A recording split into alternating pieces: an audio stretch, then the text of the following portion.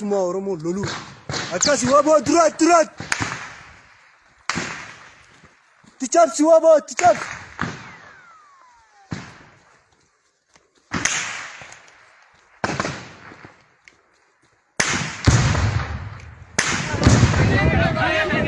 Hashamar kafuuni daawwattootaa fi hordoftoota maatii muhaa Oromoodha. Akkam jirtan nagaan keenya kan jaalalaa onneerraa madde bakkuma jirtanitti isinaa ga'u janna daawwattootaa fi hordoftoota keenya. Oduu keenya ammaaf qabanne keessatti kan dhagoof jirtan waraanni bilisummaa Oromoo WBOn Oromiyaa zoonii lixaa giddu galeessaa fi kibbatti tarkaanfii fudhachuu hime. Naannoo magaalaa Finfinneetti sulultaa Sandaaffaa Laga Xaafoo Sabbataa dabalatee bakkoota hedduutti sochii jabduu jiraachuudhaa fi magaalota hedduu marsuusaa WBOn kan himes guutuusaa odeessa keenya ammaaf qabanne kana keessatti dhageessu. Profeesar Mararaa Guddinaadha. Eenyumtuyyuu haa injifatu. Ijoolleen Oromoo bosona jira. WBOn yoo injifates warri masaraa mootummaa keessa jiranis yoo injifatan garuu waraanni kun uummata Oromoo gatii guddaa kafalchiisa jedhan Profeesar Mararaa Guddinaadha waamicha biltsiginnaaf godhaniin guutuusaatis ammoo wanjaame. Odeessa keenya ammaaf qabanne keessatti dhageessu. Dubbii maantii pelleef Geetaachoo Raddaadha. Obsa fixannee lolatti galuu qofaatu nuuf hafe erga jedhanii waraana Abiyyi Ahmad fannoo Amaaraa fi waraana Shaabiyaa barbadeessuuf akka jiran dhaadachuu isaaniitii fi kanneen biroo jajjaboo ta'anis guutuusaa qindeeffannee jirra. Kanarratti ministeerri tajaajila kominikeeshinii mootummaa Itoophiyaa Dr. Laggasaa Tulluudha.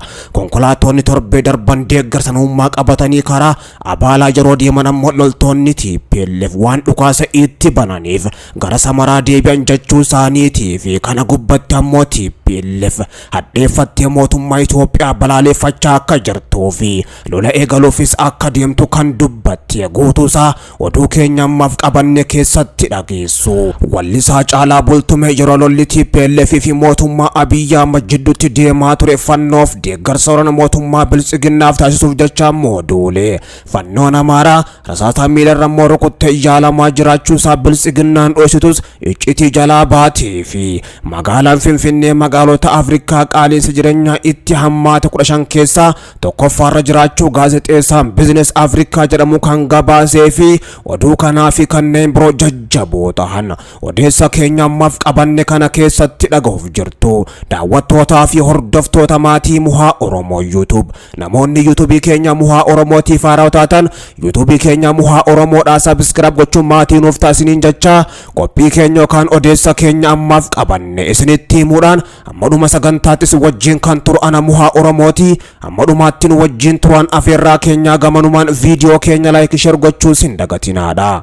Waraanni bilisummaa Oromoo WBOn Oromiyaa zoonii lixaa giddu galeessaa fi kibbatti tarkaanfii fudhachaa jiraachuu himee jira. Waraanni bilisummaa Oromoodha guyyoota lamaan darban kana Oromiyaa zoonii adda addaatti humnoota mootummaatii wajjin kokkee wal qabaa jiraachuu kan hime ammoo giddu galeessa Oromiyaa fi gama kaaniin lixaa fi akkasumatti illee kibbatti humnoota mootummaa Abiyyi Ahmad barbadeessuudhaan irra aanee jiraachuu himee jira. Gandoota baadiyyaatii fi magaalota hedduu qabatee jiraachuu kan hime waraanni bilisummaa Oromoodha. Tarkaanfii yeroo ammaan tanaa fudhachaa jiruun injifannoo gonfachuus beeksisee jira. Waraanni bilisummaa Oromoo WBOn humnoota mootummaa wal makoo ta'an raayyaa ittisa biyyattii poolisii federaalaa gama kaaniin humna addaa Oromiyaatii fi dhiitee kufaa Oromiyaa giddu galeessa Oromiyaa lixa gama kaaniin kibbaa fi akkasumatti illee ammoo bakkoota hedduutti barbadeesse jechuudhaanis himee jira. Kana malees waraanni bilisummaa Oromoo WBOn naannoo magaalaa Finfinneetti sulultaa Sandaaffaa Laga Xaafoo Sabbataa dabalatee bakkoota hedduuttis ammoo sochii jabduurra jiraachuudhaaf magaalota hedduus marsee akka jirus himee jira. Lolli jabaan lixa Oromiyaa kibbaa fi gama kaaniin jiddu galeessatti deemaa ture gara magaalaa guddoo Finfinneettis fuula deeffatee jiraachuu waraanni bilisummaa Oromoodha beeksisee jira. Magaalaa guddoo Finfinnee handhuura Oromiyaa taate waraanni bilisummaa Oromoo marsee akka jiruu fi magaalota naannawaa sii marayyuu ammoo Oromoo dhuunfachuudhaaf sochii jabduu gubbaa jiraachuus beeksisee jira. Mootummaan Biltsiginnaa ammoo humna riphee loltoota haaraa leenjisuudhaan waraana kana dura ammoo dhaabuudhaaf sochii gubbaa jiraachuusaa iccitiin kan baate yommuu ta'u ammoo waraanni bilisummaa Oromoodha.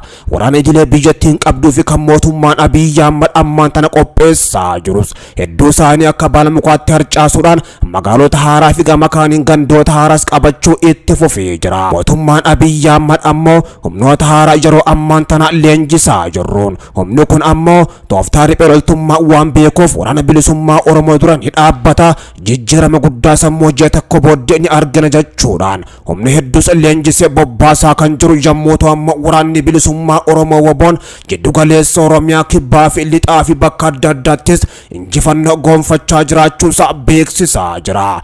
Bakkoota hedduus kan dhuunfate waraanni bilisummaa Oromoodha. Humnoota mootummaa Abiyyi Ahmad hedduu ta'anis ammoo bakka irra deebiin qabnetti erguudhaan hedduu isaanii madeesse, hedduus boojee hidhannoo gurguddoodhaa fi gama kaaniin konkolaataa hedduus irraa dhuunfatee jiraachuu waraanni bilisummaa Oromoo WBOn beeksisee jira.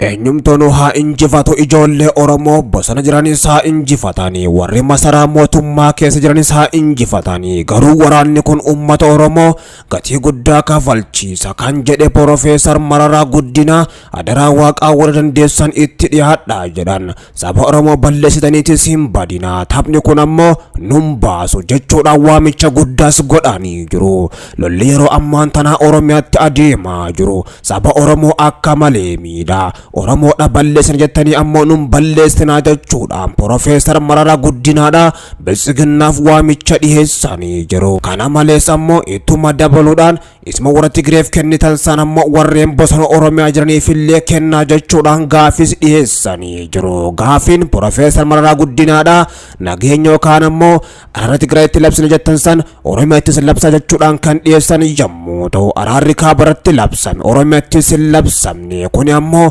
hunda keenyatti nutti dhagahama. Maaliif jennaan ammoo kaleessa dhiigaa turre har'aan tanas dhiiguu maatii keenyaa dhagahuun ammoo nama rakkisa jechuudhaan Oromiyaa keessatti nagaan akka bu'us gaafatee jira Profeesar Mararaa Guddinaadha. Bara dhufaa darbaa Oromiyaa keessatti lolli isin dhaabbanne kan jedhan ammoo obbo Kaffaaloo lolli kun akka dhaabbatu dura Oromiyaa irratti ammoo osoo xiyyeeffatames jedhanii jiru. Osoo araara buusuun ammoo barbaadame jalqaba Oromiyaa irraa labsamuu qaba. Sababni isaa ammoo saba guddaadha. Lammaffaa ammoo carraadhuma as teenya dubbachuu kanayyuu kan fide dhiiga ijoollee Oromooti. Kun dagatamee jira. Dogoggora kan jedhan Oromoon amma du'a baree jira kan jedhan ammoo obbo Kaffaaloo. Kun ammoo baay'ee nama sodaachisa. Du'a xiqqeessuu fi hambisuu qabna. Oromiyaan nagaa fi tasgabbii argachuu qabdi jechuudhaan dhaabaa fi uummata Oromootiif dhaamsa qabus dabarsee jira Kaffaaloo. Oromiyaa bakka adda addaatti yeroo lolli guddaan deemaa jiru kanatti ammoo mootummaan Abiyyi Ahmad TPLF irraa lola guutumattuu dhaabnee jira deeggarsis haa qaqqabu jechuudhaan kan labsan yommuu ta'u ammoo lollis akkan dhaabbatiin kan himamaa jiru hoggaa ta'u Oromiyaatti ammoo kan kana caalutu gaggeeffamaa jira. Humnoota lamaan gidduutti waraana bilisummaa Oromootii fi mootummaa gidduutti lolli guddaan ammoo yeroo deemaa jiru kanatti uummanni keenya tajaajila hawaasummaa guutumattuu dhabuudhaanis rakkachaa jira. Hedduun isaanii ammoo ibsaa fi bishaan dhabuudhaan kan rakkachaa jiran yommuu ta'u beelli fi gama kaaniin hongeenis uummata miidhee waan jiruuf ammoo araarri jalqabaa Tigraay caalaa Oromiyaaf barbaachisa jechuudhaan gaafiin jajjabduunis dhiyaachaa jirti. Ta'us ammoo mootummaan Abiyyi Ahmad yookaan Biltsiginnaan ammoo kan Oromiyaa kanaaf otoo gurra hin laatiin TPLF wajjin nagaa buufna jechuudhaanis olola addaa qindeessee jira. Oromiyaa ammoo moggatti qabanii TPLF wajjin walitti fayyuun biyyattii kanas guutumattuu balleessi jechuudhaan hayyoonni Oromootis ergaa jajjabduu dabarsaa jiru. Xiyyeeffannoo argachuu kan qabu lola Oromiyaatti adeemaa jiruu fi lubbuu hedduu fi qabeenya barbadeeffamaa jiruudhaas jedhanii jiru. Lolli kun ammoo kan Oromiyaatti labsamee jiru guutumattuu dhaabbatee araarri hin bu'u yoo ta'e ammoo qaamni fedhayyuu haa injifatu. WBOs ta'e mootummaas ta'e ammoo uummata kana miidhuu fi uummata kana balleessanii baduu yoo ta'e malee faayidaa tokkollee hin qabu. Nus hin balleessina jechuudhaan Profeesar Mararaa Guddinaa ammoo Biltsiginnaadhaafis ergaa jajjabduu dabarsanii jiru.